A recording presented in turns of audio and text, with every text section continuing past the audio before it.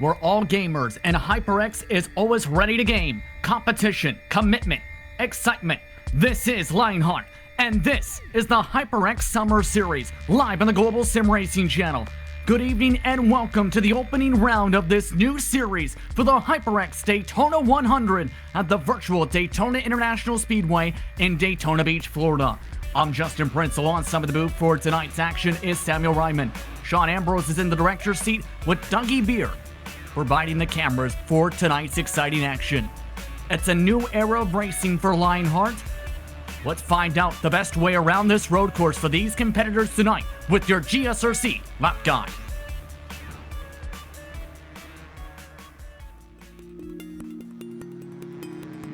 Welcome to the Daytona International Speedway.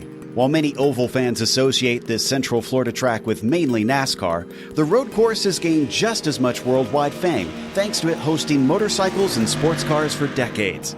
In fact, the flagship road race, the 24 Hours of Daytona, has become a major draw for drivers of all disciplines, many eager to have a go at endurance racing.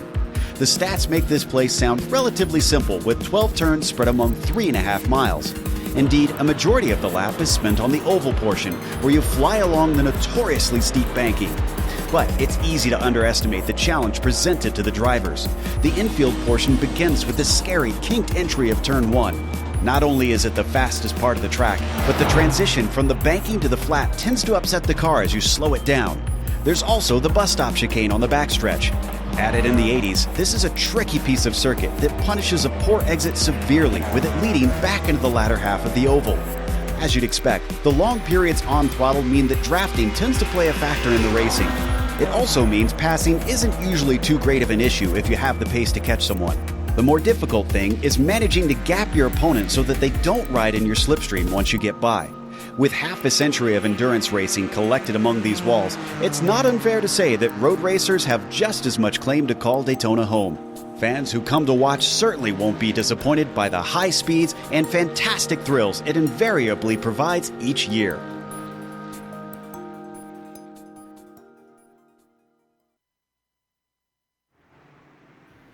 That was a look at your GSRC lap guide for the best way around Daytona International Speedway. Now let's bring my broadcast partner for this series, Samuel Ryman. This is a series that's been much anticipated, and it's a track which can bring some exciting racing action here in this road course.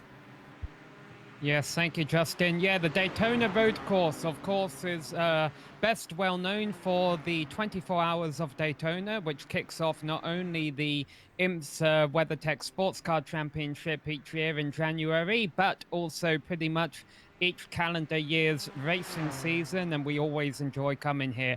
Often it produces unpredictable races as far as road course races are concerned, and the reason why is because as long as you're fast enough to keep up with the leader, you can try and make a pass towards the finish line into one of the many hard braking zones around this course. The slipstream is your friend. But of course, Justin, the other problem there is that if you get it wrong in one of those braking zones, wrecks here can be quite ugly. Absolutely. These drivers will be challenged to the limits today. As we take a look towards your event details for today, these drivers are getting ready for what is described as an IROC-like series. It's a 4-round campaign for the opening season.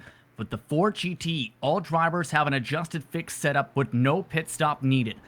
The heats will be 7 laps apiece with a split grid today. The main event 15 laps, all totaling to 100 miles throughout the event this evening. It's a race and a round that'll bring a lot of intensity today. Before we continue on with the discussion, I'd like to ask you, are you interested in advertising with GSRC? Our channel's 1 million monthly global impressions are a great way to get your branding seen by a diverse audience. Follow the link in the description to the YouTube version of this broadcast for more. Drivers are now getting ready for qualifying, Samuel. It's a good chance to now take a look at how the weather will be for this evening. Under the lights here at Daytona, 78 degrees is the air temp, 79 the track temp, 56% the humidity today. Good conditions. Yeah, absolutely. I mean, normally, of course, when we do endurance races here at the Daytona Road Course, track will go through several different changes. However, here it's a night race, so it's going to remain consistent. But that doesn't mean it's going to be easy. The track temperature is quite cool, and it's probably going to stay that way because, it's going to take a little while to get these tires up to temperature. Even though they are heavy braking zones and tight turns, the tires have a lot of downtime between each corner to kind of cool down. And so, you might be 2, 3 laps into the race before the tires start to warm up. And by that point in the heat race, the race is pretty much half over. So that the drivers might be sliding around a little bit. So we'll see if that produces any excitement. But qualifying has started here now. The drivers working their way around their outlaps, trying to get the tires up to temperature as quickly as possible because they're each going to have 4 laps to try and turn in their best qualifying time here, Justin. But they're going to hope that they don't make any mistakes, get a 1x or brush a wall, which would in any way discredit their lap time because 10 minutes, only 10 minutes to get this qualifying session done. And that's not a whole lot of time when you're talking about a lap time of almost 2 minutes. And to put this in perspective, say you spin in the middle of your qualifying run, Samuel, you lose that opportunity to be able to get a good time, essentially, because of that tire period you mentioned. It can be absolutely challenging today to try and push it to the limit in this qualifying, as you see many of the drivers already using the wall, trying to build up momentum for the start of their first laps. Now, want to mention, for those who do not know, this series features all the drivers on all the rosters from the Lionheart Series as competitions, for their IndyCar Series, for the Retro Series, and for its Challenge Series. Several of those drivers all set to compete with one another today, and this is a level playing field, so to speak. Everyone has the same car and the same setup to show which driver has the best speed. 2 road courses, 2 ovals are on the calendar, Samuel. Yeah, and we had a practice session right before this started, a 30-minute long practice session. Ryan Otis was fastest in that by just 0.05 of a second over Matt Taylor, but I'm not sure how much that truly tells us because all the cars were on track together doing practice, and your best lap time was probably set when you got a good draft from a car in front of you. In qualifying, it's single car runs. No one is being affected by the air off of any other cars out there. So now we're going to get a true indication of who's fastest. But of course, this qualifying session is not going to set the field for tonight's race. It's going to set the field for tonight's heat races. And the heat races will determine tonight's ultimate starting lineup for the 15-lap feature event. A lot of pressure to make sure you don't get trouble in the heat race, to say the very least, so track position will be very key. There was also a 2-hour practice session before this, Samuel, for the drivers to get acquainted with the setup. The man you were on board with, Connor Harrington, led that session. Was among the drivers on the top of the session, rather, 143.844. It was Sandman who was on top of the board, George Sandman, to be precise, as Harrington pulling off to the side, a 144.5, and he's pulled off after the first lap, while Sandman now moves his way up to the mid-packing queue. Yeah, so I guess Harrington wants to try and set his fastest lap at the start of a run, so he's going to get a new car, new set of tyres, see what he can do. So Lionel Kalisto, fastest driver right now at a 143.9 flat. Yeah, it doesn't surprise me that Connor Harrington is up there. You mentioned that these are all drivers in the Lionheart IndyCar, Lionheart Retro Series, etc. Connor has been very impressive this season in the Lionheart IndyCar Series, along with Sage Karam. They have pretty much been dominating that series. And Sage Karam is on the roster for this Ford GT Summer Series, but I don't see him here tonight. So one competitor that our top guys won't have to worry about. Unfortunately, that also means Sage probably won't be fighting for this little championship because with it only being 4 races long, there aren't going to be any drop weeks. There's not enough time to even make one mistake. Let's put it that way. Mike Rasmus now on your screen, one of the top drivers in the NASCAR Road to Pro iRacing Series schedule, on top of his races in the Lionheart Series. He was one of the drivers who put in an incident point, though, on his first qualifying lap. And off track means he'll have to go around another time. A couple others have also gotten incident points throughout this qualifying session. How difficult will it be for these drivers to make sure they don't make a mistake in this track and carry enough speed and not making mistakes in the technical portions to get a fast time here at the start and finish line? Yeah, I wasn't really paying attention to Razumis's lap there, but my guess is that he put a wheel off in the bus stop in the inner loop. That's the easiest place to pick up an incident point here. And, in a race, you can kind of get away with that sometimes. You'll pick up an incident point. What you don't want to do is cut that final chicane too much and get a slowdown penalty. A new driver near the top of the board, Matt Taylor, has gone second with a 1:43.932, so just 300ths of Lionel Kalisto's time there. And here comes Ryan Otis. Is he going to set his first time of the session? Yes, there he goes, fourth place. That was on his second lap in total. Adam Young, one member of the Global SimRacing Channel, broadcast and raced in various different series back in P14 in qualifying. Well, Dan Guerin, the first moments out of the pit lane, he crashed straight into the tire barrier in the National Horseshoe. Now he puts it a 1:45.4 in qualifying. The top of the board sees 1:43.9s around the top practice times throughout the night. The bottom of the board currently 1:48.116. Only Mike Rasmus, the only driver not to put in a time. He's about to change that in the 68. He was towards the top in the practice. He's now towards the top in the qualifying. Yeah, nice lap there, and of course he has some time to run one or two more laps. Yeah, I just want to go back to Dan Guerin. You were talking about him. It's great seeing Dan back out here on track again. He basically retired from the Lionheart IndyCar Series, or has taken a sabbatical or whatever. He's not racing in it this season, but it's great seeing him back out there on track again. I'm sure he'd like a bit of a stronger qualifying lap than what he has right now, but I'm going to be keeping my eye out on that number 8 car tonight. I hope he does well. He's actually been racing too in the Acura Throwback IndyCar Series as well, Samuel, and has been doing very well in that as well. One of the top drivers in the top 8 points in that series too. So he's been keeping active. Yeah, but again, that's, an IndyCar series here on iRacing, and it's going to be interesting to see which drivers who normally have pace in the IndyCar don't have pace in the Ford GT and vice versa. Who's going to have a better time in this summer series than other people. There are some people who don't do well in tin top cars at all. I am one of those people, and that's why I'm here with you in the booth. Yes, indeed. 2 minutes to go in qualifying. It's still Kalisto on top of the board. Taylor, Rasmus, Morgan, Otis currently the top 5. Garrett across the stripe, a 1:45.429. Doesn't move him up a spot. In fact, he's in P18. Meanwhile, James Krahula, he's someone who races in a lot of different cars. A lot of stock cars, the open wheel machines, and now, on his third lap, he has a second straight lap where he had an incident point. He still, though, is around the top 10. Decent starting position for this heat. How crucial do you think these qualifying runs will be to make sure you're up at the front in case things get crazy in the opening laps of the series? Well, what you mentioned there, top 10 in qualifying, that means, though, not just a top 10 start for your heat race, a top 5 start for your heat race, given the fact that we have 2 different heat races going on. So if you do qualify towards the top end of qualifying, basically a top 10, you get to start in the first 2 or 3 rows for the heat race, and I think that's going to make your night a heck of a lot easier. I just love the fact that James Krahula is still out here in his bright yellow-green car, whatever you want to call it. It's very easy to see. It always is.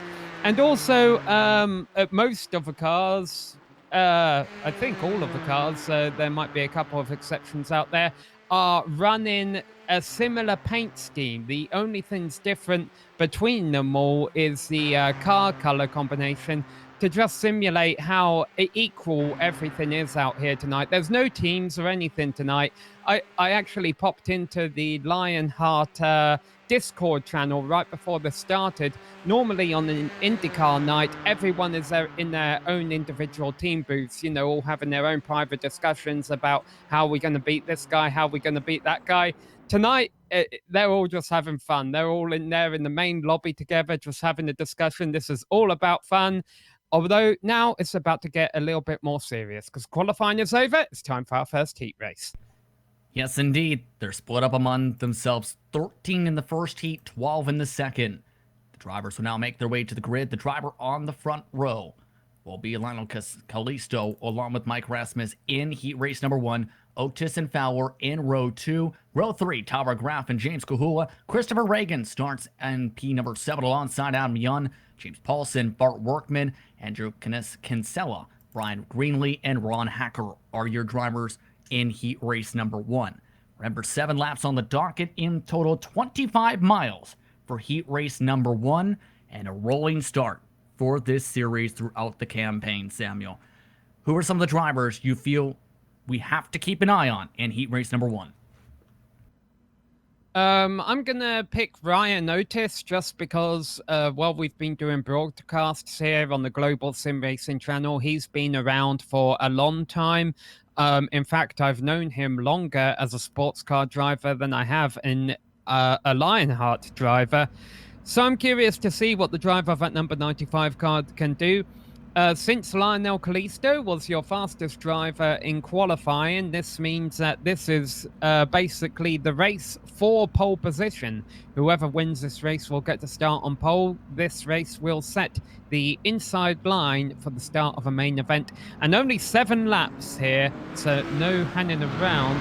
Although it's Lionel Callisto not on the grid, he's lost the connection. Oh, so that's going to change things. Terrible luck for him. That's going to put him towards the back of the field now for the feature race. Unless he can get back going and get some luck and gain some positions with trouble for some of the cars. So that moves Ryan Otis to the control car for this start. Now with this having factored in, what are your keys to trying to win a heat race such as this? Well, I think Ryan Otis has been, I don't think he has been promoted to pretty much the best position on the track now. But the key is for him going to be having to watch his wind mirrors and also his onboard rear view camera that he has in that Ford GT, because the drivers right behind him will be getting very close, very aggressive, very early on in the braking zones. Safety car ready to peel off as the first heat race in the history of the HyperX Summer Series is underway. We're green from Daytona. Nice start by Otis. He's got a bit of distance over the rest of the field as they head into the first braking zone. They fan out through turn 1. Nice clean launch for the entire field. Otis already leading by a few car lengths. Graff already up to second after starting in 4th. Mike Rasmus has already been shuffled back to P3. And through the International Horseshoe, they go already 2 wide. No bumping and banging, except for Chris Fowler, who made door-to-door contact with Christopher Reagan.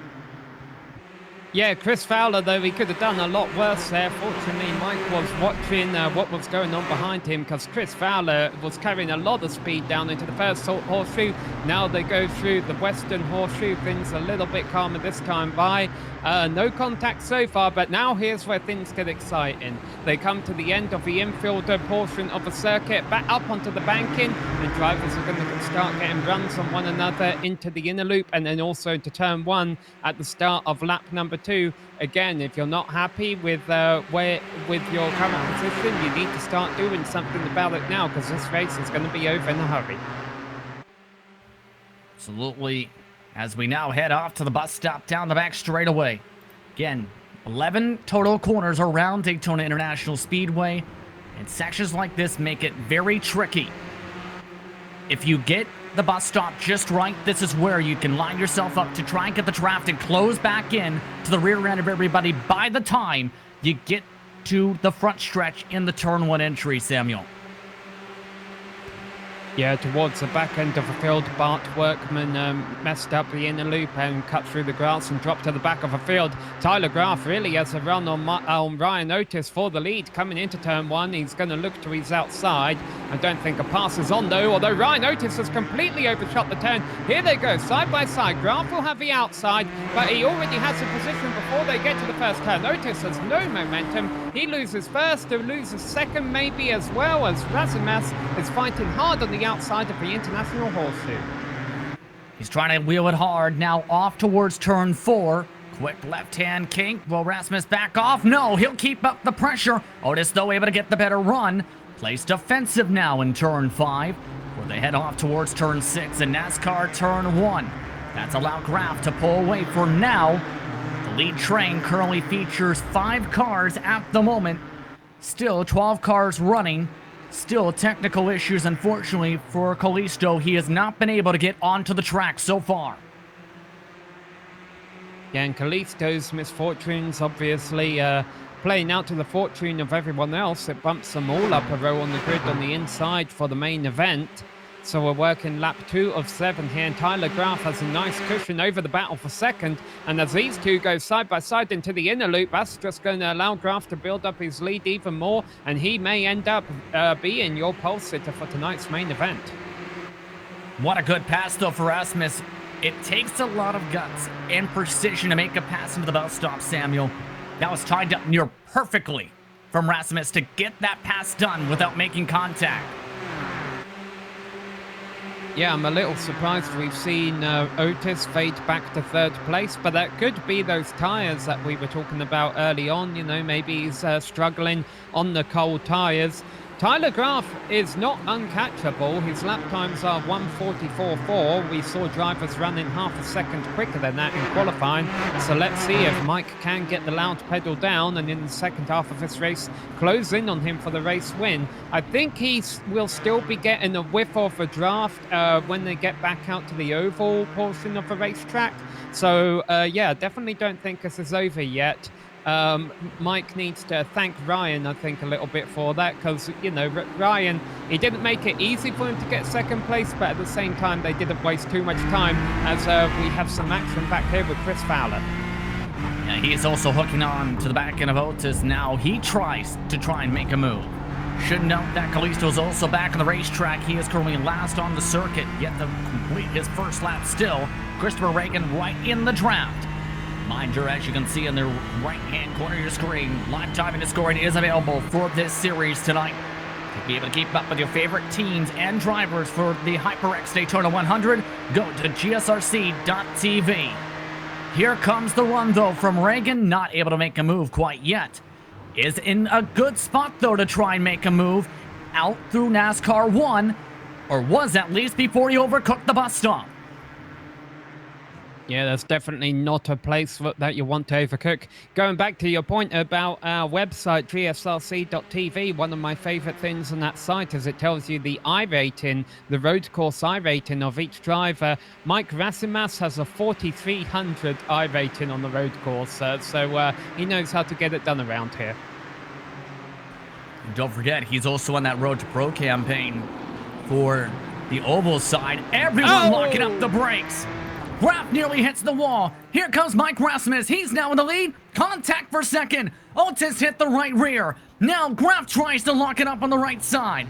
Back single file. Graf is now loose. Ryan Otis now checks up. That was all while Christopher Reagan and several others also overcooked the braking zone in turn 1. Yeah, amazing save by Tyler Graf. I felt for sure he was going into the wall. I mean, I know he had a little bit of contact with Ryan Otis, but they could have been so much worse. But the problem now for Tyler Graf and for Ryan Otis and for pretty much everyone except Mike Rasimas is now everybody has a rhythm going, and with an iRating of 4,300, with the race lead and with a rhythm going and flashing his headlights as he goes out onto the oval portion of the course in jubilation is Mike Rasimas. I think he's going to be very difficult to pass and beat now. I think that was pole position secured right there. I don't know yet. A lot of these drivers are locking up the brakes now, trying to send it in deep. Rasmus actually losing a bit of time. Tyler Graf gains a lot of time in the bus stop. Otis as well.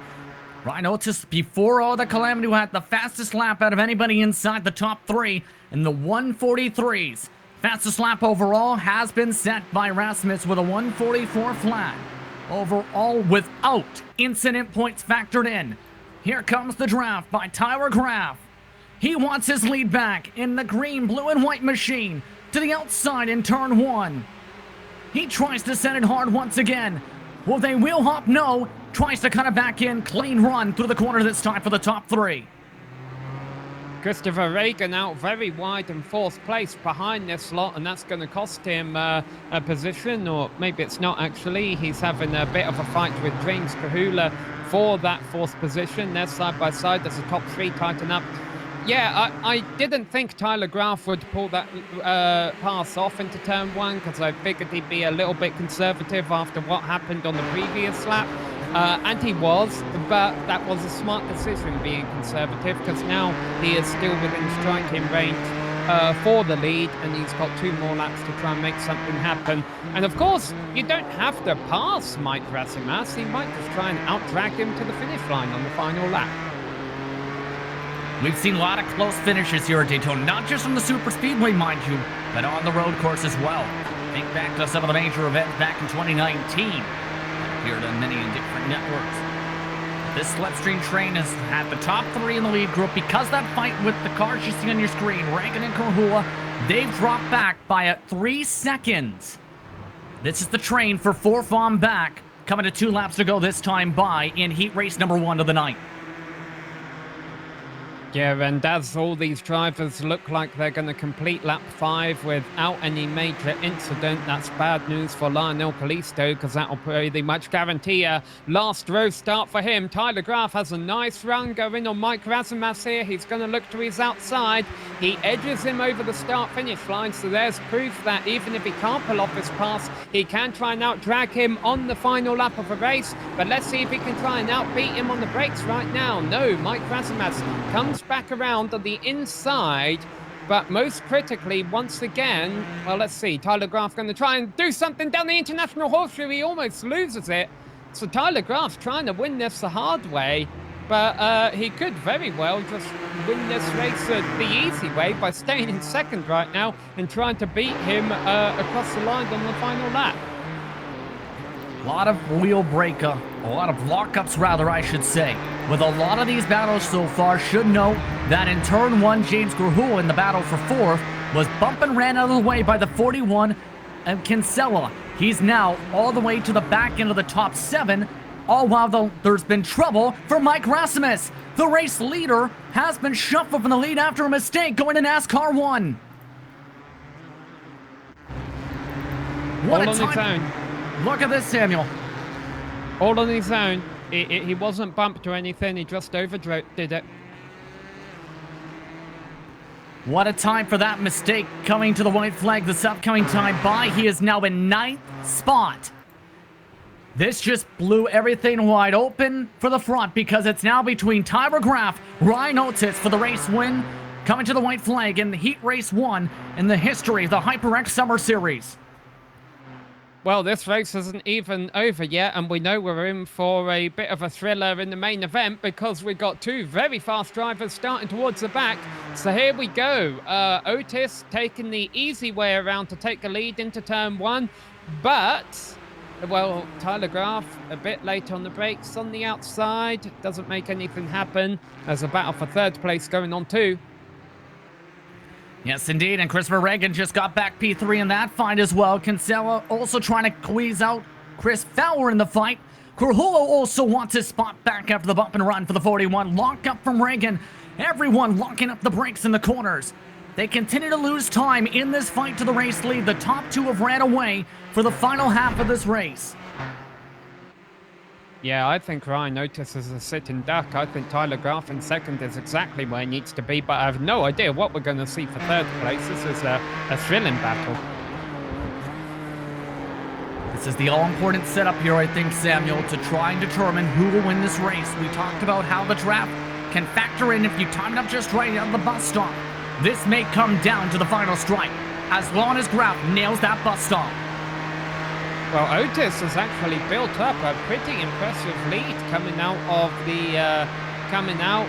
the previous turn, and Otis is trying to break a slipstream. He's weaving a little bit down the straight here. Tyler Graf throws it into the inner loop. He knows what's up, and he's close enough. He got through that perfectly, and I think he's going to be able to get on the run on Otis. Otis will be able to defend, but if he does anything too much, they're both going to end up in the wall. Here we go. Heat Race 1 comes down to this. for a front row starting position in the main race of the night. Graf to the outside, Otis to the inside. Tyler Graf at the stripe, takes it.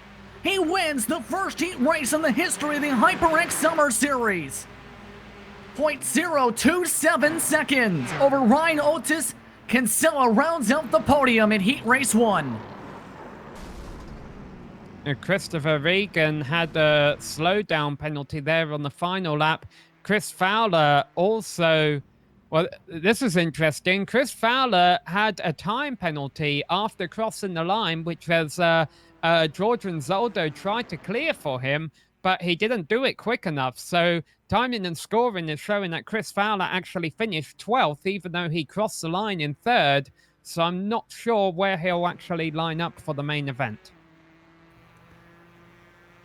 Yes, indeed. He apparently had a tech issue right before the black flag. There is no incident limit, should note, for this series to factor that out for those wondering. But Krahuik 4th, Paulson in 5th, Jan, Reagan, Rasmus, Hacker, Workman, Green, Lee were among the top 11. Kalisto will start at the very back of the field after the heat.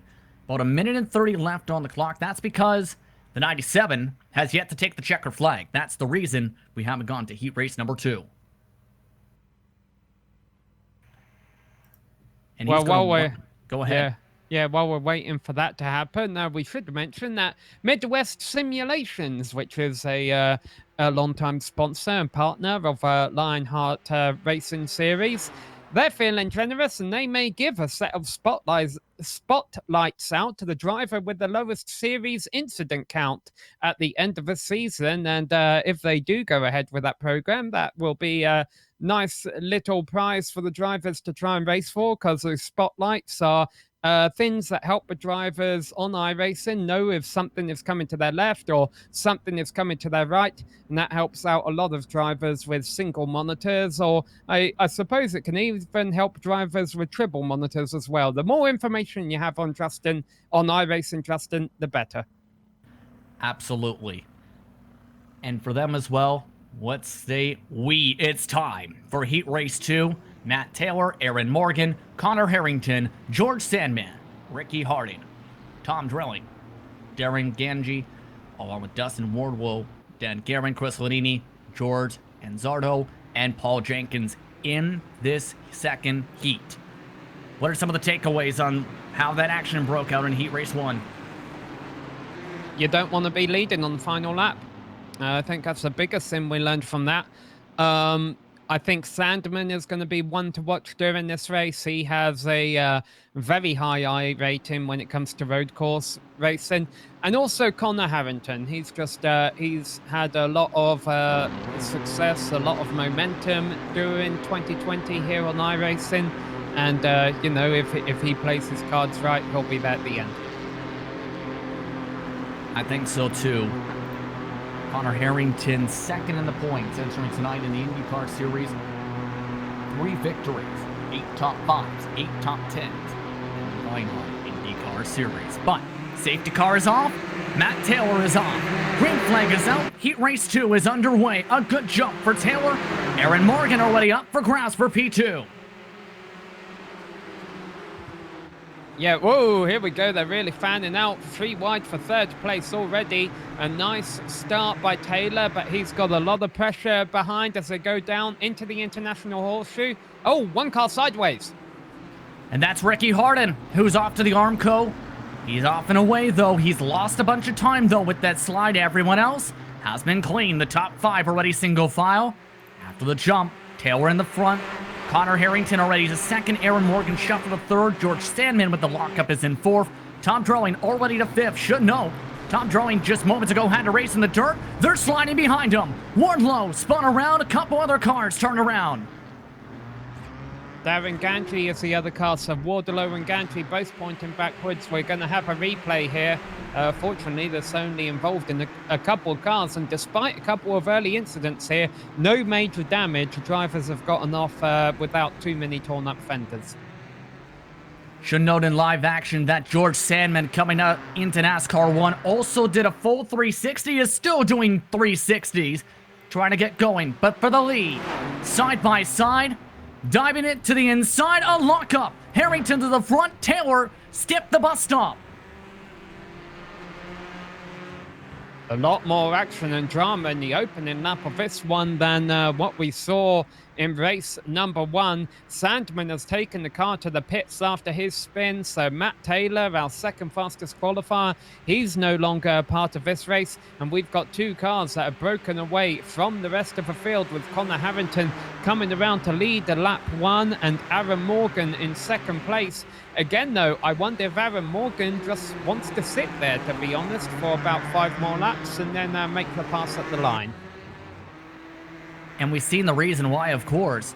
The interesting thing, though, is if they maintain the pace they're running, can Dan Guerin close into them? He is in third, currently 3.3 seconds back, actually gain time to the International Horseshoe.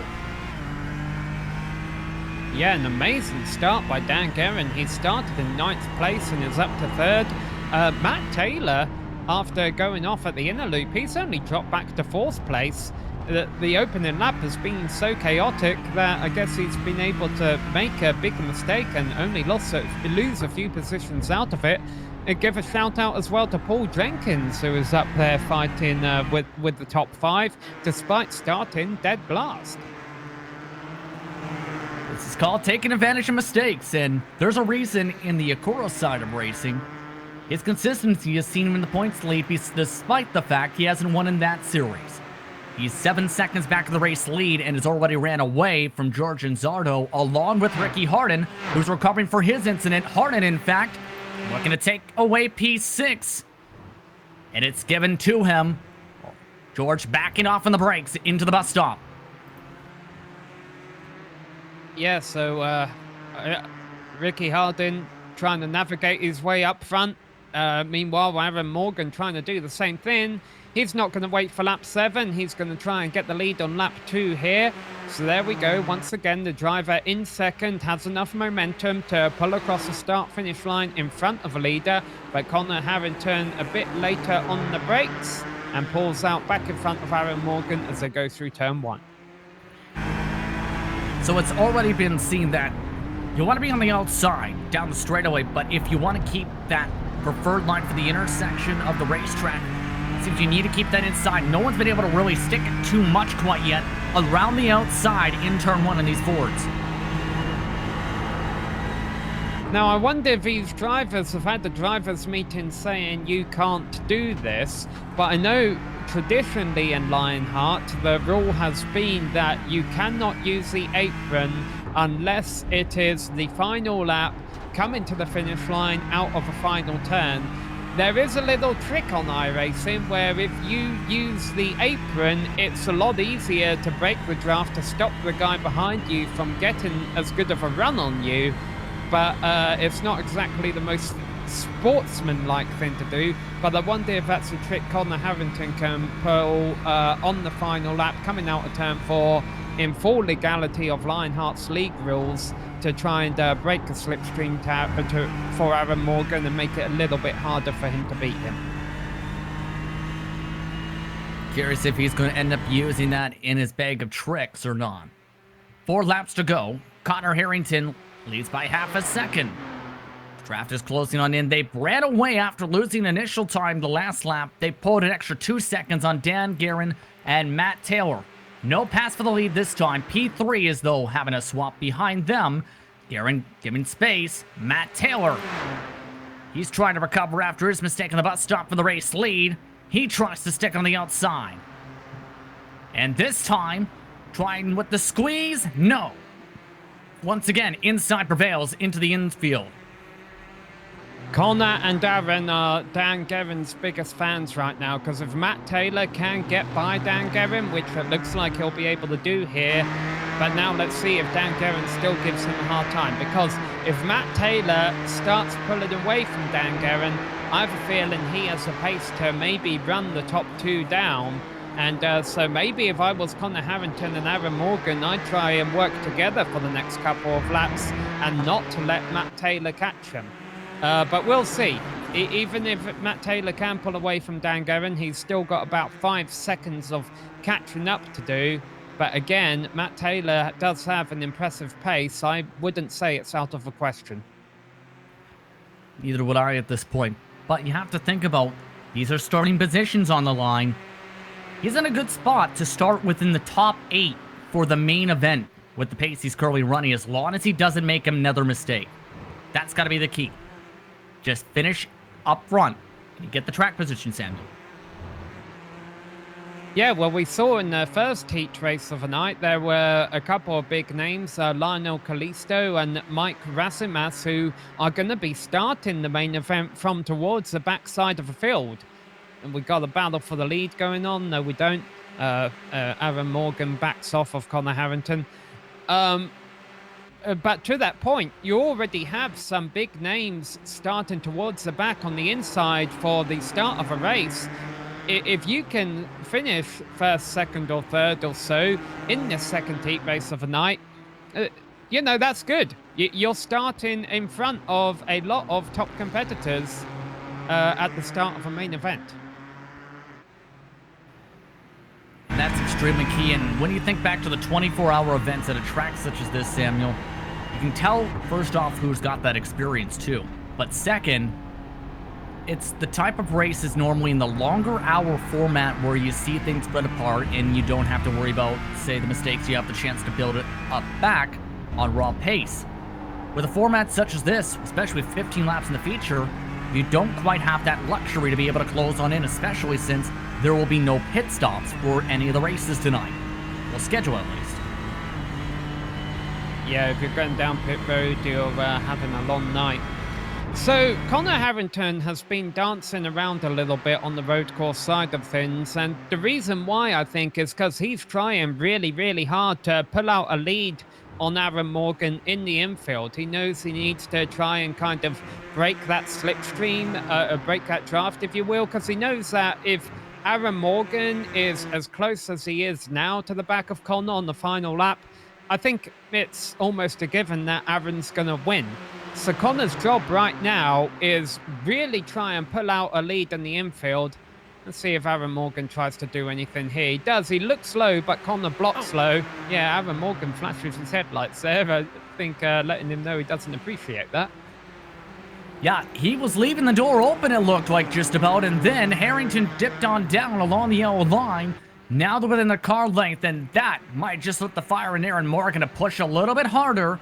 By the way, Matt Taylor did break away for P3 in that grouping with Dan Guerin. Ricky Hardy is also spread apart inside the top 5.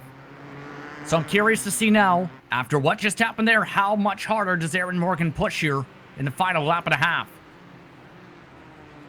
I don't think he really needs to push too much harder. I think he's exactly where he needs to be. He's just letting Connor know he doesn't appreciate that kind of driving, perhaps.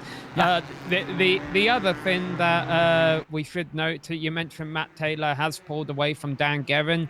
Dan Guerin might actually have to worry about Ricky Harding catching him. But Matt Taylor is making no impression so far on the two leaders. The pace of Connor and Aaron is fast enough that they're able to maintain that 5-second gap. So this is a battle for the win. And unless they end up in a massive wad of wrecked metal coming towards the finish line, which is a possibility, Matt Taylor's going to have to settle for third. Let's not give the commentaries courage, shall we, as Harrington just barely avoided the possibility of a slowdown. It's so easy to get one in that bus stop if you put the tires into the grass. Now Morgan, he was able to get the better run in the bus stop, coming to the white flag this time by Big Boost. Will he try and force the issue? Yes, he does, to the outside. The red, black, and white machine, side by side with the neon blue and gray machine. Harrington, though, with the better run. Morgan backs off to go back single file. Yeah, I think Aaron Morgan's just trying to get in his head here. He's letting him know he's there, and it's just trying different things for the final lap. The one thing Connor Harrington can try and do, once again, is try and pull out enough from Aaron Morgan, enough in this infield that he breaks that draft, breaks the slipstream. But I'm not sure he's going to be able to do that. Aaron Morgan's been able to keep within his toe throughout this entire race. They've been lockstep. And here's the kicker. Matt Taylor's been dead even on these leaders' pace. In fact, he gained 3/10 a couple laps ago. He doesn't make that mistake at the bus stop. This is a 3-car fight. That's how big the mistakes can be in the series. All right, well, here we go. It's the last time they're coming to the bus stop. Connor Harrington going up high here. It is trying to break the draft. That's exactly what he's doing, trying to stop Aaron Morgan from getting a run on him. And, you know, this might not necessarily work, but he's actually slamming on the brakes there. He's trying to make Aaron Morgan pass him. Back single file, though, into the bus stop. Final couple corners into NASCAR 3 and 4. Morgan with a great run out of the bus stop. Building up a lot of speed through the corner. He peeked to the outside already. Harrington tries to drift up. Morgan forced to check up. He blinks the lights in frustration. Tries to cross him. Harrington tries to block. Morgan tries to build up an run down the straight. Another block from Harrington. Checker flag up in hand. Connor Harrington holds on. He wins heat race number 2. The start of the front row for the feature. Morgan second. Matt Taylor third. Guerin and Hardin rounds out the top 5. Yeah, so that was interesting there from Connor Harrington. Basically, what he was doing is he was doing every trick in the book to stop Aaron Morgan from getting the run on him. And that meant slowing them both down enough that Aaron Morgan couldn't get the toe that he needed. He never had any speed, never had any momentum. And I don't know how Aaron Morgan will feel about all that driving, but at the end of the day, it means Connor Harrington gets to start on the front row, and Aaron Morgan does not. The rest of the field, by the way, Paul Jenkins came home in P6 quietly. Tom Drelling in 7th. Wardlow, along with Ganji, along with Lanini inside the top 10, with Ricky Hardin finishing officially 1 lap down because of what happened around the start and finish line. Take a step aside for a moment. We come back. It's time for the main event. You're watching the HyperX Daytona 100 for the opening round in the history of the HyperX Summer Series on the Global SimRacing Channel.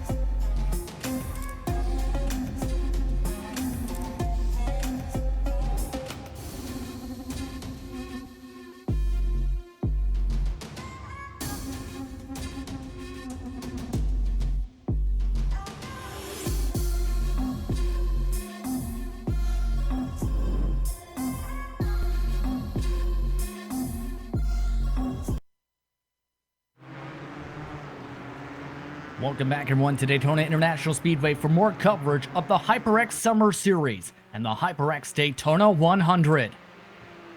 The first heat races in the history of the series brought lots of excitement and drama to the checker flag and set the stage for the first ever feature race. 50 miles on the docket, 15 laps for this evening. Justin Prince, Samuel Ryman, along with Sean Ambrose in the director's seat for tonight. Plenty of drivers, though, will have their work cut out for them tonight, Samuel.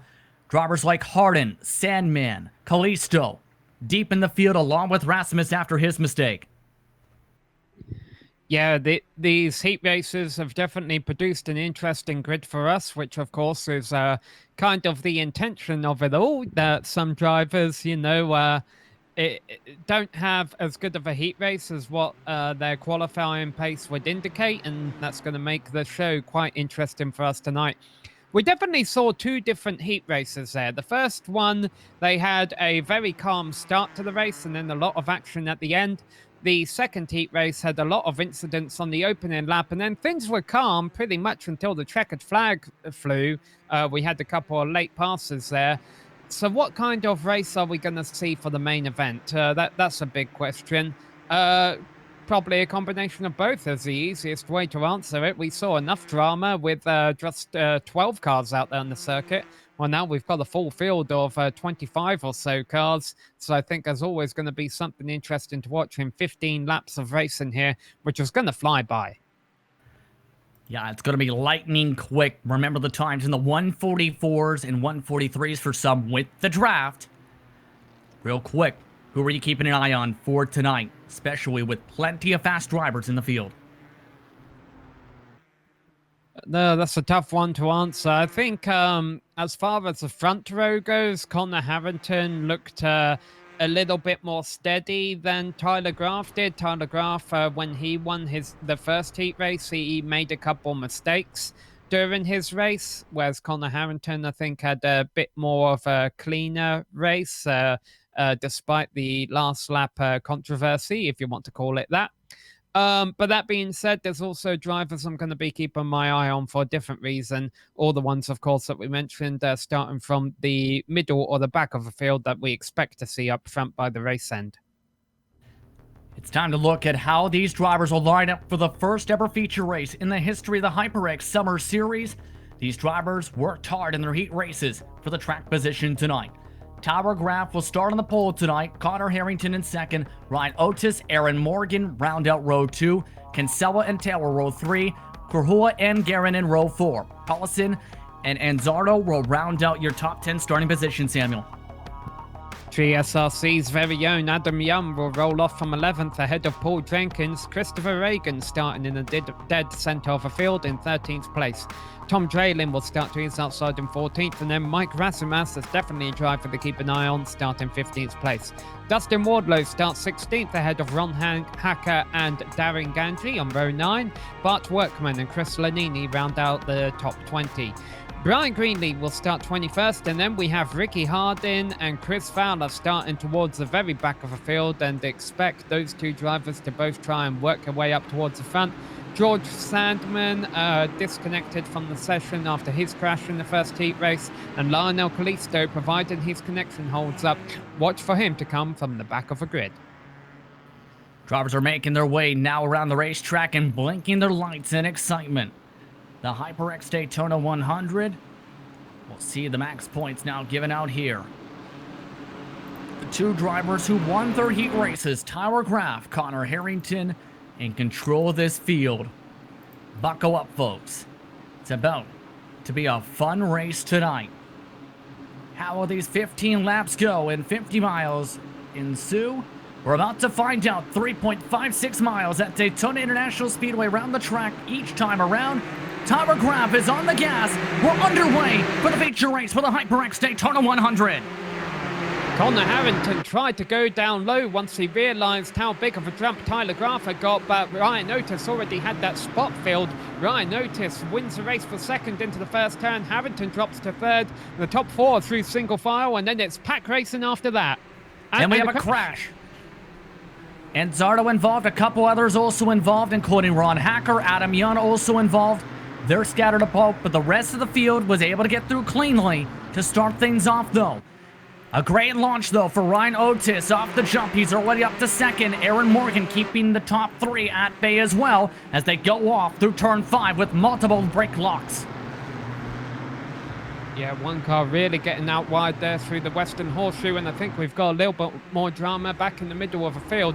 But yeah, a very nice start by Tyler Graf to give him the early lead here. Oh, Harrington overshot the corner. And as Kinsella, they also had a problem for the top 5 in the middle of the first group. Snap loose. Just avoided getting hit by a couple other competitors. There's also been trouble for Tom Drelling. This is what happened, though, for Kinsella. Yeah, he's just overcooking that on cold tires on the first lap. Meanwhile, back to live action. Ryan Otis has taken the lead going into the inner loop from Tyler Graf. But now I think Tyler Graf might be able to repay the favor heading back into turn 1. Here he goes. He's got the run coming right now. Ryan Otis is hitting a solid wall of air. Tyler Graf has a nice little column of nowhere to go through right there. Gets the slipstream, but no. He's just going to hold station behind Ryan Otis. And they cross the line in first and second to complete lap 1 of 15. Should note that over the radio, Samuel, he actually warned him that the bump draft was going to be coming there. That's tricky to do, mind you, in some of these cars, especially when it's not a stock car here at Daytona. You rarely see that in some classes here in the road course. Well, they had a lengthy practice session before everything kicked off here, so hopefully he did some experimenting with that bump draft during that practice session. But there we go then, the completion of lap 1. It's Ryan Otis leading Tyler Graf, Aaron Morgan, Matt Taylor and Connor Harrington, your top 5, and they're all nose to tail. All of them near dead even on pace in their opening laps as well. Biggest movers in the field so far, Ricky Harden +9, Chris Fowler is a +8 up to 15th. Also a change for second, Aaron Morgan. Tyler Graf now scrapped. Morgan on the inside line takes it away. Graf ducks back in the line right in front of Matt Taylor. Yeah, that's a bit of a silly place to make a move, honestly. I know he got the job done. He's up in second place, but all it really did was cost them all time to Ryan Otis and allows Ryan Otis to pull away with the lead. Here comes a fight, though. Matt Taylor wants to spot back Tyler Graf, allowing him to get the run on the outside. A bit squirrely, though, on the bus stop. Connor Harrington now trying to make the move back single file as the lights now blink off Tyler Graf. Well, I'm loving about this. I'm just watching everyone's push-to-talk flash up during the iRacing session. Normally in Lionheart, we're told to sit down and shut up and drive the car. Those rules seem to be out of the books for this series. This is the second group, by the way, where they were excited about that, Sen. They're bump drafting as well. That's Grahula, giving some momentum to the back end of Garen's car. James Paulson, Andrew Kinsella also in this group. New fastest lap, though, set by the man who's up at the front, Ryan Otis. As the second group right now separate by about a second or so from the first pack. Yeah, so the battle for second on pack, they got a little bit lucky. They've been able to run back down Ryan Otis. I was really worried for them that while they were... trouble at the back of the field. Chris Lanini, Tom Drelling just had trouble in the 20s, unfortunate for them. They were involved, mind you, in one of the early incidents in this race. This is a secondary blow. Hardest hit for the 54 of Tom Drelling into the short horseshoe. Yeah, I think they got away with it without too much damage. But yeah, as we come back to live action, I was worried that all the scrapping for second on back was costing them more time to Ryan Otis, but they've been able to just hold on to the coattails of Ryan Otis's slipstream, and so the race for the win is not over yet. And we've still got a long way to go, actually. They're only coming around to complete lap 3 of 15, and the top 3 cars are still together. And Tyler Graf already mentioning he wants to give the push to Connor Harrington again. A lot of these drivers were discussing in the GSRC YouTube version of the chat for tonight as well, Samuel. During the second heat race, or in the first one, they thought we may see 3 wide for the race win if there's enough cars in the pack. Aaron Morgan, he was trying to push in the second heat. He's trying to pass one of the men who was strong in the first heat up at the front. You see Morgan not able to get enough of a run to make the full pass, though, on Otis for now, as he's forced to stay on the top. Oh, wow. Tyler Graf doesn't even get up to Connor Harrington to give the push.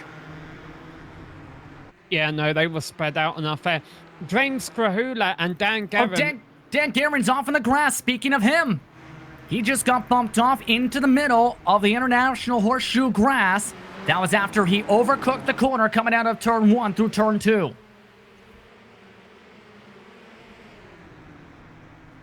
Yeah, so he goes off, comes back on, or loses it on his own. But Dan Guerin and James Krahula had been bump drafted on the main straight, and I was watching their telemetry via iRacing, Justin.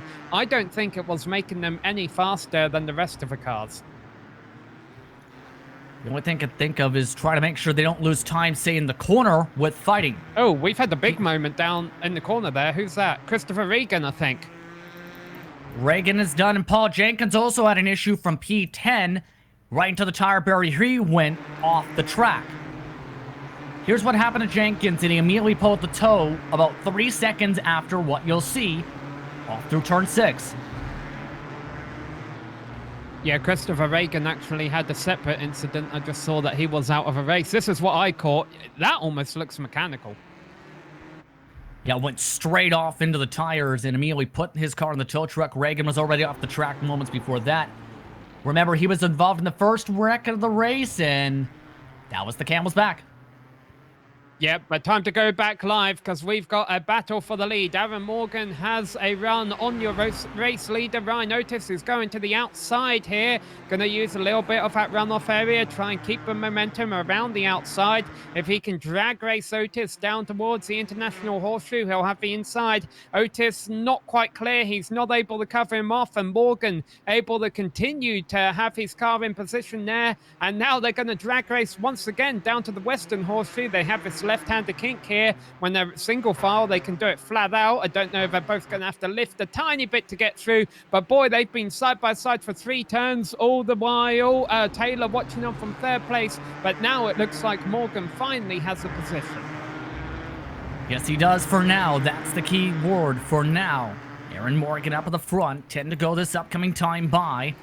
Connor Harrington just outside the draft of these cars. To Tyler Graff now also has a shot because of how hard they fought heading off into turn 1. Fastest lap of the race, by the way, was set going off into turn 1 by Matt Taylor. 144.124. See the 3rd and 4th, the 4th and 5th place cars dropping back after their run through turn 1. Otis electing to stay single file once again for the bus stop. Matt Taylor also electing to do so here as they've now pulled 1.1 seconds the gap between 3rd and 4th. Aaron Morgan, okay, he's not serving any kind of slowdown, so I think he got away with that one, but that's about as much as you can cut the inner loop and get away with it. So we have 3 cars racing for the lead, but as you mentioned, it could be 5 cars, and honestly, it could be 8 cars. There's also a 3-way battle for 6th place going on, not too far behind these guys. So Ryan Otis is going to try and do to Aaron Morgan here what Morgan did to him the previous lap. I think Otis may have got a piece of a wall there. Oh, he definitely got a piece of Morgan there. Bit of the right rear. Cars are clean, though. They keep fighting. Otis, though, shuffle back out to P3. Matt Taylor wants the lead this time. He gets cut off in the International Horseshoe. Good run, though, for Taylor. Once again, side by side. He has the preferred line if he can make it stick into the Western Horseshoe through this turn 4 kink. Morgan, still door to door. Better braking for Matt Taylor. Move Taylor up to the point for now as Morgan tries to wheel it on the high side. He gets fed the door. He's off to the rumble strips. Move Otis back up to 2nd.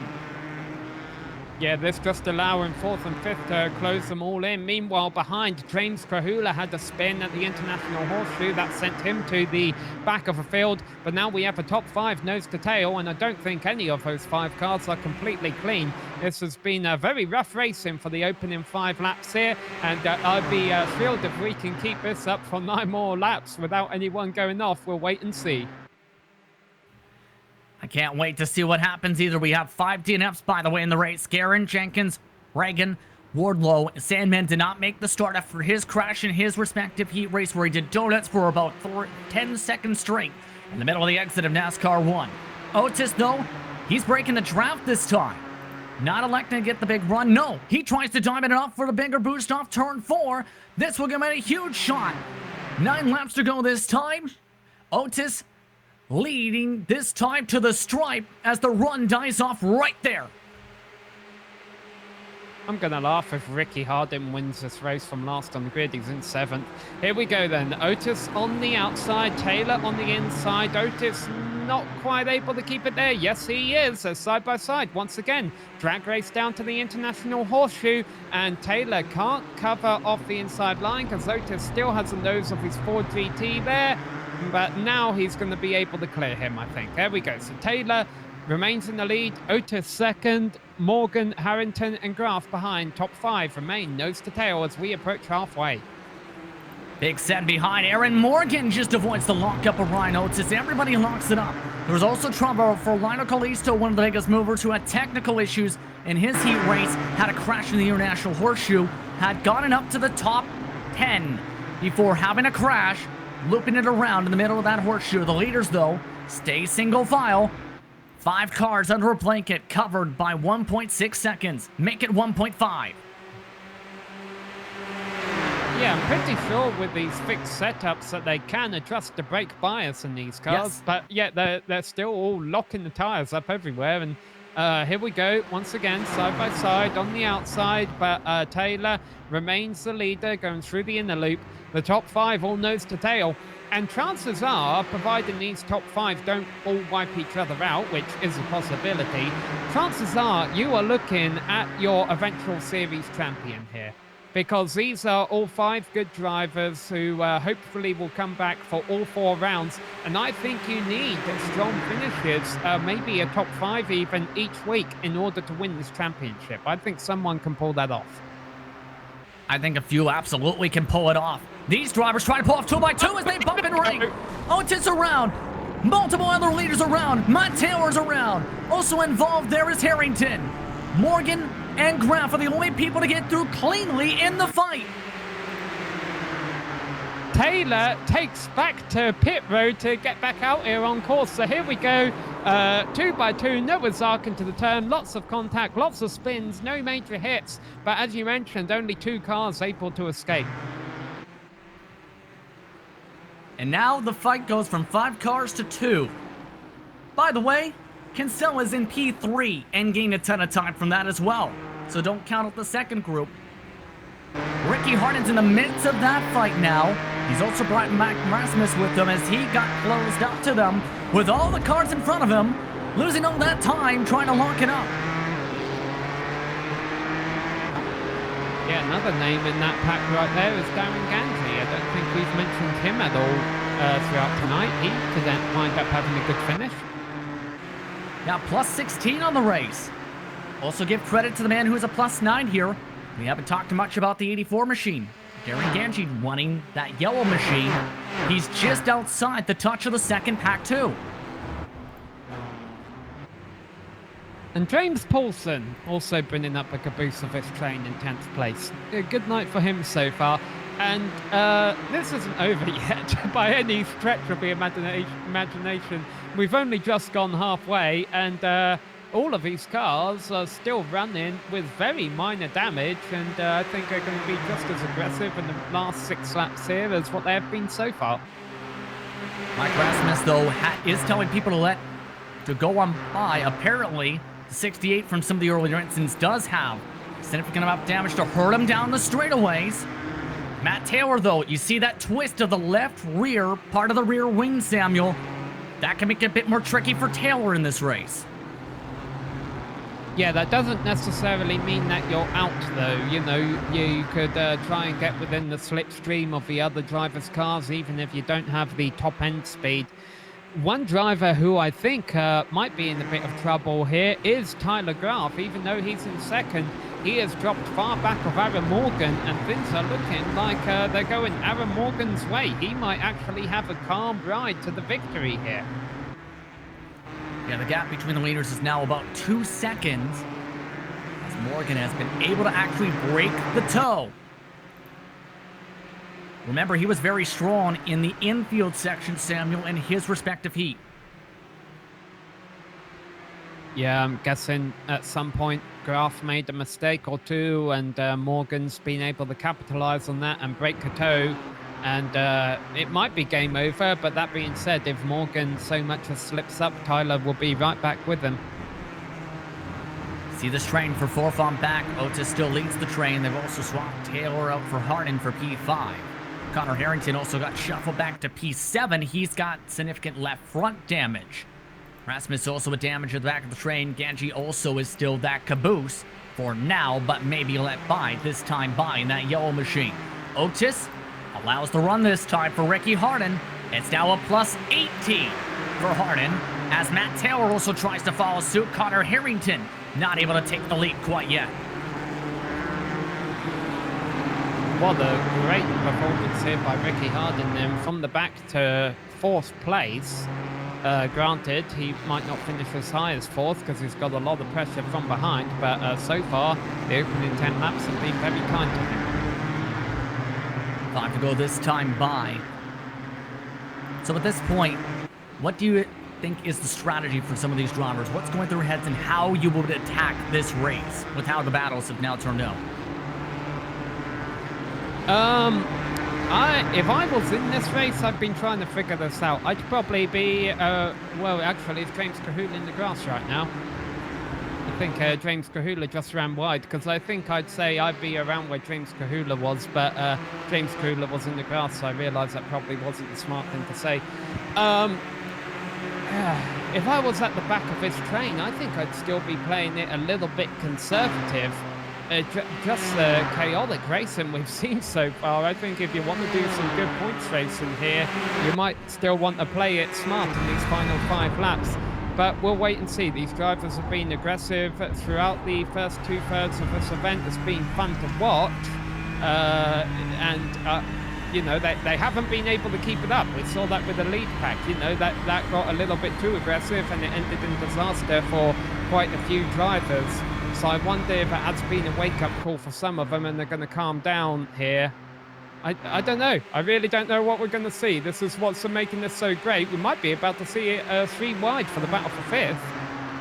It's 2 wide instead. By the way, Ganji was let by as expected with the damage from Mike Rasmus. That's for P8. All while Ricky Harden can't hold off Matt Taylor for now.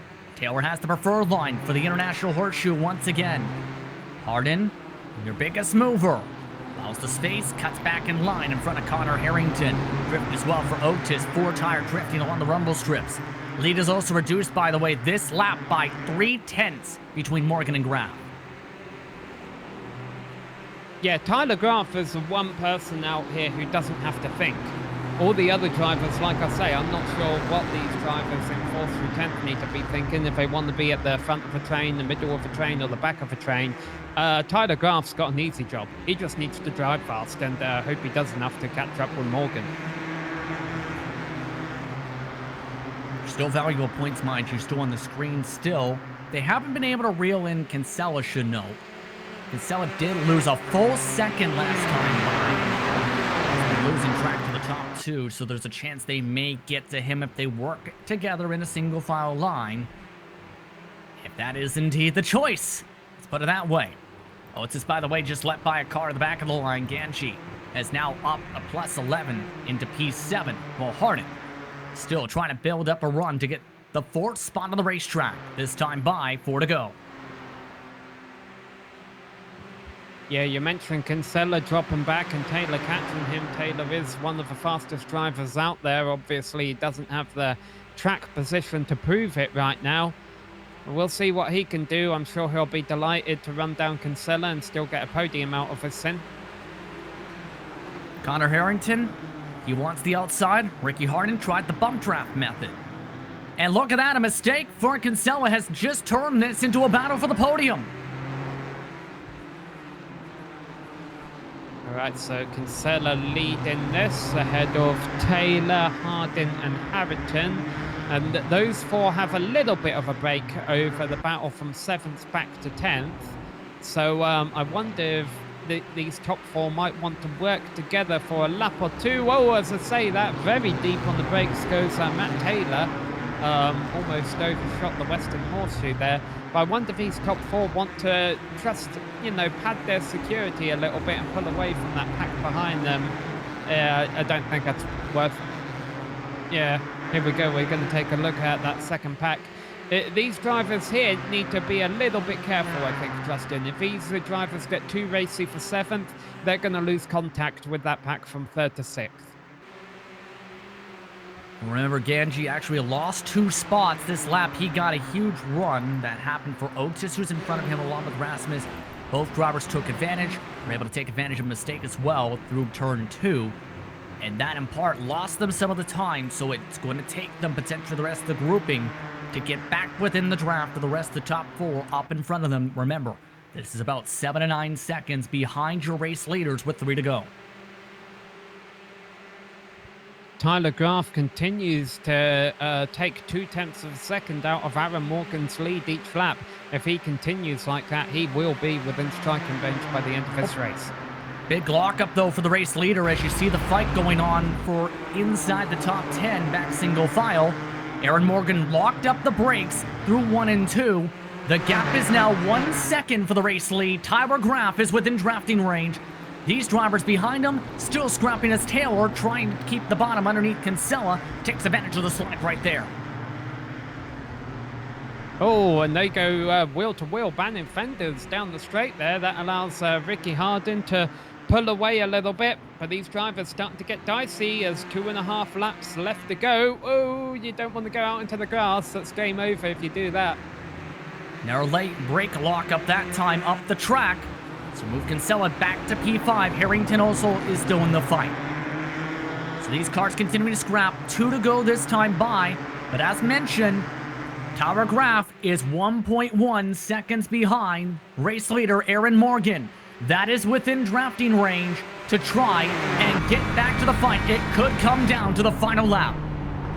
I think it will come down to the final lap. Aaron Morgan was swerving a little bit down the straight, just trying to cut that draft to Graf, stop it from getting any closer.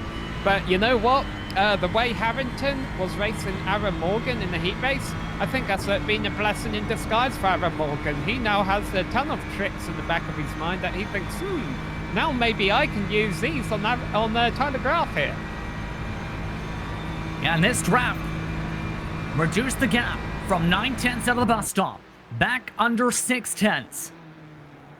He was nearly 8/10 quicker last time, nearly hit the tires in the pit exit, but Graf is now in good spots.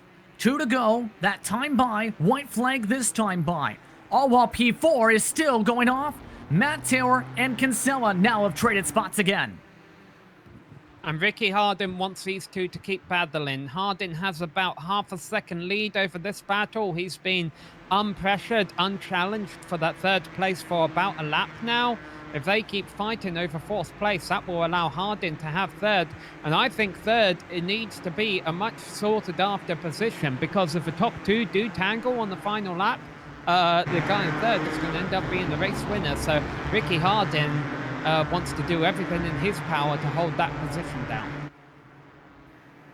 Yeah, and a mistake right there once again from Kinsella is going to help break up that pack just a touch.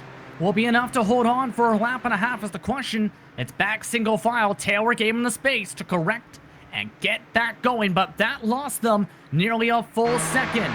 Taylor now wants to push now on the outside, heading off to the bus stop. No, Kinsella cuts him back off towards the braking mark. And you can see on the timing column on the left side of your screen that Aaron Morgan has actually been able to pull out a bit of a lead over Tyler Graf again. Things looking in Aaron Morgan's favor as he comes to start the final lap. But again, a simple slip up and things are drastically going to turn into Tyler Graf's favor. Gap is around 0.8 of a second at the white flag. 1 lap to go in the HyperX Daytona 100. Aaron Morgan looking to try and hold on. Tyler Graf with a major send up the inside. Closes up the gap in half.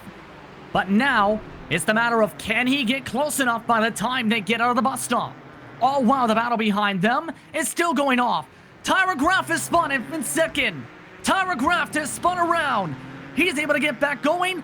The battle for the lead is broken up. It's back separated to 2.7 seconds. Major mistake by Tyler Graf, while Ricky Hardin holds on to 3rd.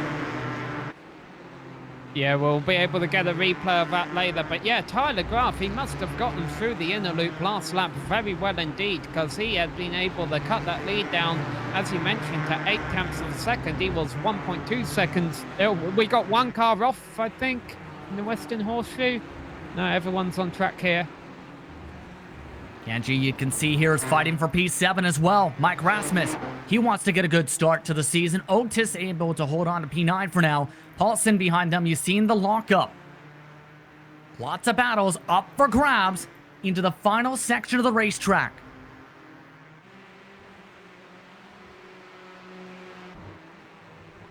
Well, we're just moments away from Morgan taking the win and Graf getting second, but who's going to get third? Hardin has that position. Oh, way too much curb there for fourth place, and that, I think, is going to secure third place for Ricky Hardin, which was a great race from last on the grid. Meanwhile, up at the front, Aaron Morgan survived the big one, fought hard the entire night, and now he's the inaugural winner in the HyperX Summer Series. He wins the feature race for the HyperX Daytona 100. Tyler Graf second, and Ricky Hardin gains 19 spots to round out P3. P7 sees Genji hold on. Rasmus, with the damaged race car, finishes in P8. Harrington, Taylor, Kinsella finish between them, with Otis and Kahua rounding out your top 10, Samuel. Yeah, all in all, we're going to have 19 cars of our 25 or so starters finish on the lead lap. So despite all the drama here, still a good turnout at the finish line. And boy, this definitely bodes well for the rest of the summer series. Oh, as I say, that George Ronzaldo crashes on the final lap, so we might just get 18 cars across the finish line here. But man, what a great race by all three of our podium contenders. Tyler Graf, I'm sure, will be kicking himself that he wasn't able to take that race win. But yeah, no, I'm looking forward to the next three races, because this was a fun one here tonight. An eventful race, to say the very least. Want to try and take a look at what happened to Tyler Graf, because if he didn't make the mistake he did, mind you, Samuel, there's a chance they might have been side by side just at the stripe. We'll take a look at it on the GSRC replay, and it's a mistake we've seen from a few drivers. The thing is, this was the biggest mistake of the night. Yeah, but I mean, it's easy to say as well. You know, had Tyler Graf not been pushing that hard, that he probably would have got him. But had Tyler Graf not been pushing that hard, he wouldn't have been able to get that close to Morgan in the first place. You know, Aaron Morgan had a massive lead. Graf had been able to cut it down to 8 tenths of a second. They were both right on the limit. Tyler Graf just went slightly over it. It, you know, resulted in that costly slide there. He still comes home with second. We'll have a chance to talk to him in a few moments and find out how he feels about that. With that, let's take a step aside. The HyperX post-race show is coming up after these messages.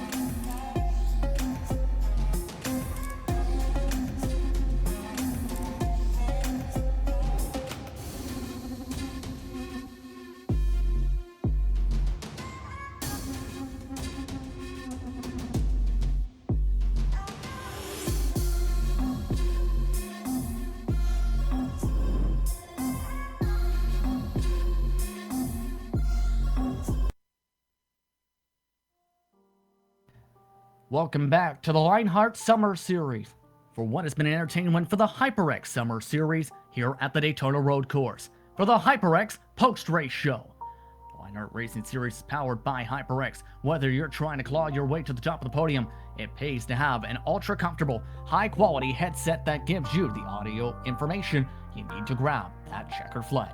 From high-performance DRAM and SSDs, outstanding microphones, accurate mice, responsive keyboards, and their legendary cloud line of gaming headsets, HyperX makes the gaming gear you need to succeed. Casual pro, no matter your creed, color, or culture, we're all gamers, and HyperX is always ready to game. Use the promo code LionHRT15, one word, at HyperXGaming.com. Let's take a look at your unofficial race results for the inaugural feature race for the HyperX Summer Series and the HyperX Daytona 100. Aaron Morgan held on for the checker flag by 2.5 seconds over Tyler Graff. He missed his braking mark by about 20 feet, unfortunate in the last lap. Ricky Harden, though, was the biggest mover, plus 19, 22nd to a podium tonight. Harrington and Taylor rounded out the top 5, Kinsella up to 6.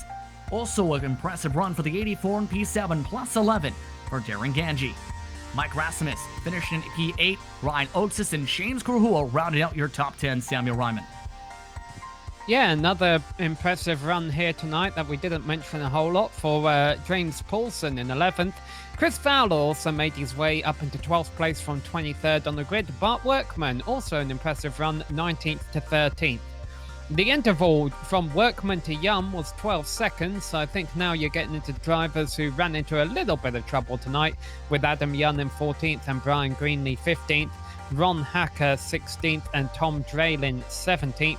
Chris Lanini finishes in 18th place. George Ronzaldo, I made mention, did have a crash on the final lap, but still brought his car home in 19th place. Last car on the lead lap. Now you run into the cars that were not able to make it to the finish.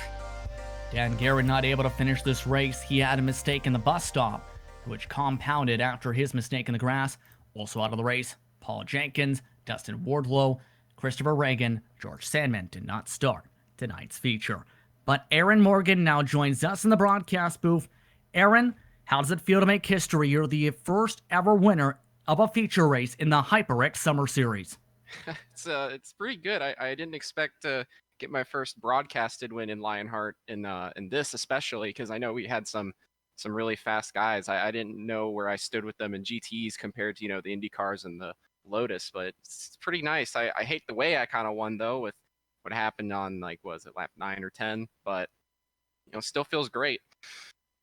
What happened there with that big one? Because 5 cars fought for the race lead in.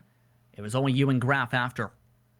Well, truthfully, I tried playing a little safe on the inside, and then when Connor started going around the outside, it's not that he did anything. I just kind of, the whole situation went from being real calm to all of a sudden a little bit of panic, and I think I wasn't just not on the brakes just enough, and I hit Matt, and I know Connor was apologizing to Ryan about because he locked up entirely to hit him. So it was just a matter of third and fourth not doing it right on the brakes, and we took out first and second.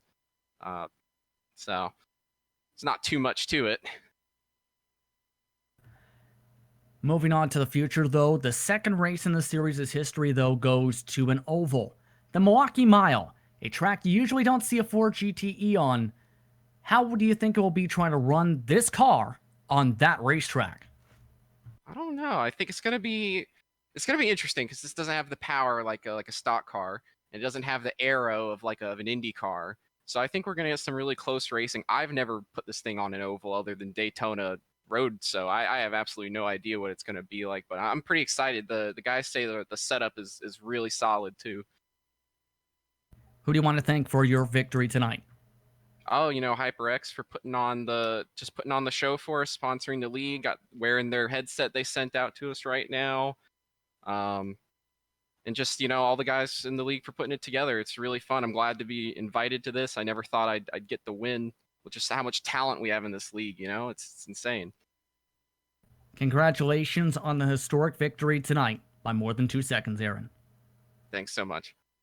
That's Aaron Morgan, your first ever winner for a feature race in the HyperX Summer Series and your winner of the HyperX Daytona 100 feature. Sam Ryman is joining your P2 finisher, Tyler Graf. Yeah, caught up with Tyler here, who comes home in a decent second place, Tyler. But I have a feeling there was probably a brief moment there at the start of a final lap, but you thought you could have won this, Sin. Yeah, I came out of turn one 9 or 8 tenths behind him, and I knew that if I was going to get it, I had to be 6 tenths behind him coming onto the oval.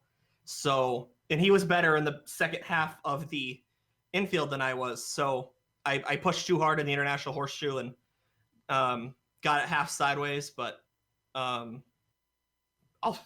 take P2. I definitely wasn't a P2 car on speed. I think I just kind of used a little bit of race smarts and was able to stay out of trouble. I kind of predicted that wreck that they all had in turn one. I was just kind of waiting for someone to lock up the brakes, and two of them did it at once. So.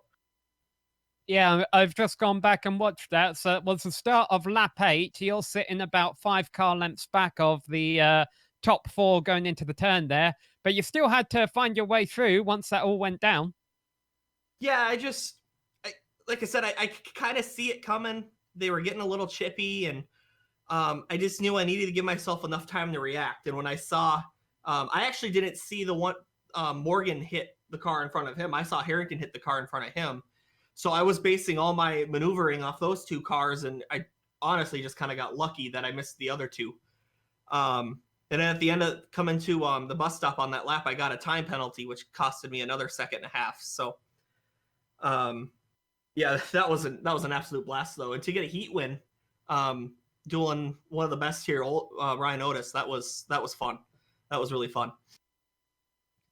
It was fun, and you brought home a second place at the end of the day, which was a lot of points, which of course is great news in the summer series because you can't really afford a bad points day during a 4-race long series. So we head to Milwaukee next. What are your plans there? First, I should probably figure out what day the race is on. I've heard the setup's fun, so in Milwaukee's a track I like. I've had pace there in the IndyCar. The results haven't really shown, but I think as long as I got time to practice and I can kind of go in there with a good head, I'll be all right. All right. Well, congrats on your second place finish here tonight, Tyler. Well, sorry it wasn't a win, but I think it's still a good way to start the season. I'll take it. That was Tyler Graf in P2. By the way, that is on August 16th to answer his question. Your biggest mover tonight was Ricky Harden. Plus 19, Ricky. What a drive. How are you feeling with the podium? Oh my gosh, that's exactly how I drew it up. I mean, I had a pretty good run in the heat, and then I decided to get myself disqualified post-race at the after the heat, and had to start shotgun on the field. But I had a great time coming through. On the first lap, there were a couple of wrecks, and I had to dive off into the grass to miss that. But that ended up working out for us. Didn't lose a ton of speed, and kept the car clean. And that was the key, because when I got up into the top 6 or 7, everyone up there was damaged from some incidents earlier, especially when Otis and Matt and those guys got together. So I had a clean car, and it made it a lot better on the oval. How difficult was it to try and make the passes you did, while, mind you, trying to get back in the draft of the year pack, since the draft was so crucial in the oval tonight? Yeah, you had to focus on the exits of some of the more important corners, like the bus stop and re-entry to the track. And I wasn't the re-entry to the oval there is not my strong suit. I usually would lose a little bit of ground to guys, so that would hurt. But I could really make up some ground in the bus stop. So that's what I tried to do, is just make up all the ground I could there in the bus stop, and it worked out. It really got the draft, and especially with some of those damaged cars, they would lose a few miles per hour up there on the oval, and that helped me. Now we go to the oval races up next. I know you raced a lot in stock cars at Milwaukee Mile and open wheel cars at that track. I don't know if you've raced a GTE there before. Your expectations? I have no idea what to think about that. I've never driven a GTE at an oval, so yeah, that's going to be entirely new. I don't know what to expect, but I am an oval driver. I definitely would identify as an oval driver. I'm not very great on the road courses, so I'm looking forward to it. Who would you like to thank for your podium finish tonight? I thank all the guys at simracingmerch.com. James Krahula over there, a lot of cool merch over there. Thanks to everybody at Unacceptable Racing, Tommy Ryan, Lionheart, HyperX. Appreciate everybody. Congrats on the drive tonight as the biggest mover, as well as getting a P3 tonight as an oval driver on a road course. Thank you. Ricky Harding coming home in P3. One last driver standing by, P4, Connor Harrington. Samuel Ryman's with him. Yeah, Connor, you brought home a 4th place finish tonight. How are you feeling about that, given, you were up there fighting for the podium positions throughout the night? Yeah, it was a great race. I feel bad for getting into Ryan, although I don't think I think watching the replay after that with that dust up there, I don't think Ryan would have even survived. I think Matt would have ended up backing into him. I think I sent him around on his own accord. So I feel bad about getting into him. It was a good battle trying to get back. We had a little bit of left front damage and was able to make 2 really good passes there on the last lap. I actually put it in the grass to get by Matt, and I got kind of lucky with Andrew catching too much curb there at the end of the bus stop. But it was a great race. It was a ton of fun. Thank you to HyperX and Lionheart for putting this on. It's been a blast, and we're excited for the next one. We saw a few incidents out there tonight, not major ones, but, little fender benders like you had on lap 8 there. How much does that affect these Ford GTE cars? Was it making your car suffer throughout the second half of a race at all? Yeah, I mean, if you get really any damage on this car, you're gonna lose a lot of top end speed, and it's really noticeable here at Daytona because obviously the draft is so big. The cars they're a little bit tough to get slowed down. I mean, the brakes are real tricky. Everybody was locking up all over the place. But yeah, a little bit of damage will definitely slow you down. That's why I wasn't really able to pull well in the draft. But once I got close enough, it kind of worked. But yeah, a little bit of damage will definitely set you back a little bit. Now, I want to mention also one of the reasons you're on a little bit of a back foot there on the first lap was you had a big sideways moment coming on the oval on lap 1. Want to talk us through that? Yeah, I just dropped 2 wheels on the grass there, where there's just a little bit unsighted. I mean, we're used to running single seater open cockpit, and then we end up going into these Ford GTs are a little bit hard to see exactly where your right front and your left front tire are.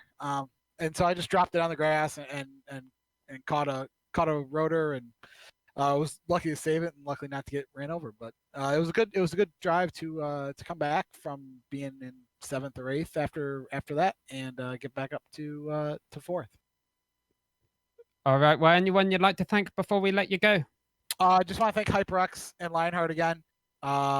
We're so thankful for their support of the league. And thank you to GSRC for putting it on. And we'll see you guys when it comes time to meet again. And we'll see you guys for the Lionheart IndyCar Series as well. All right, that was Connor Harrington, our 4th place finisher tonight. I forgot to ask Tyler Graf to give a shout out, but I just to his sponsors. But I want to give a shout out to Tyler Graf here. He does a lot of the paint designs. I say a lot of, almost all of the paint designs that you see in Lionheart from his company Graphics. So there you go, Tyler. I got that one in for you. I'd like to thank him as well as Aaron Morgan, Ricky Harding, Connor Harrington for joining us for post-race coverage here on the Global SimRacing Channel. Now, first things first, Samu, your final thoughts after this intense race today, and we didn't know what to expect entering tonight, to be quite frank. Yeah, and we don't know what to expect throughout the rest of the season. That's a great thing about these little fun summer series that, that Lionheart puts on. I'm looking down the finishing order right now. I think anyone who finished in the top 10 tonight could end up being the series champion. Even James Krahula down in 10th place. He's strong on road courses and oval tracks. But and there are some drivers finishing as low as 9th and 8th, like Ryan Otis and Mike Razimas, who certainly had pace tonight. didn't come home with the finishes that they expect, but still brought home a handful of points, then, you know, their season could end up going their way. So there's no telling what we're going to see at Milwaukee in 2 weeks' time, and I'm very much looking forward to finding out. So am I at this point, and it's going to be extremely intriguing, I think, to see how a GTE drives on an oval such as Milwaukee Mile, especially with it being essentially part short track, part bigger track in the mile size. But we have plenty of thanks to say after tonight's exciting action to open up the HyperX Summer Series season and the HyperX Daytona 100. Plenty of different sponsors make the action happen throughout these various series, including HyperX. Whether you play, however you play, HyperX knows we're all gamers. Use the promo code LIONHRT15 at HyperXGaming.com. Or whether it's been some of the many other sponsors, such as Graphics Esports, Midwest Simulations, and many more you see on your screen for tonight's action, including the title sponsor for the IndyCar Series, First Medical Equipment, where they've been the source for medical supplies and equipment in the Burlington, Iowa area for years because of their superior commitment to provide absolute best in product quality and customer service.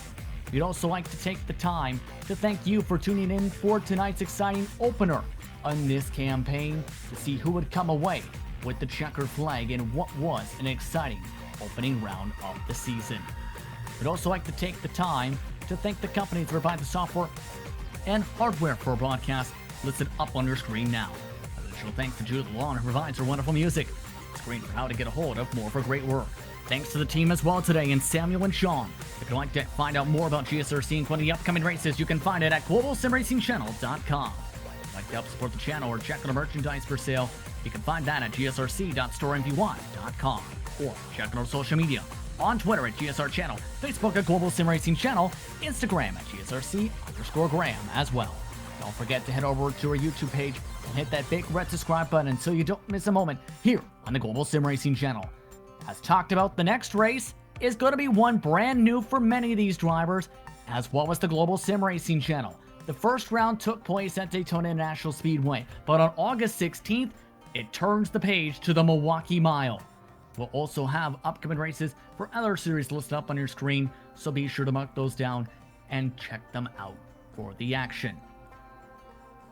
It was an exciting race overall, but until next time with the HyperX Milwaukee 125, race clean, race hard, and we'll see you on the track.